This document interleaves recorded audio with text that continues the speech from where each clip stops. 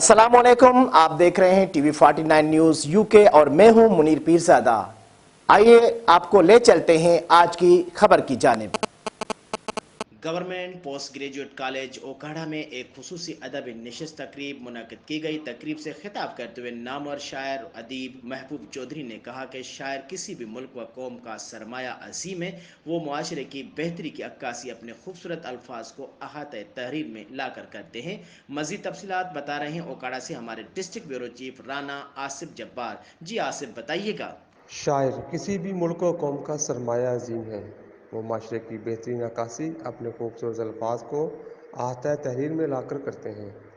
माशरे की आँख, नाक, कान तसव्वुर होते हैं। मुल्की मसाइल को अपने अल्फाज में लाकर अपना पैगाम अरबाब अख्तियार तक पहुँचाते हैं। इन ख्यालात का इजहार मुल्क के नामवर शायर व अदीब और किताब पंछी दरिया पार दे के मुंसिफ महबूब चौधरी ने गवर्नमेंट पोस्ट ग्रेजुएट कॉलेज उकाड़ा में एक खसूसी अदबी नशिस्त से खिताब करते हुए किया, जिसका अहतमाम ज़िला उकाड़ा की नामवर अदबी शख्सियत प्रोफेसर सखनूर नजमी ने किया था।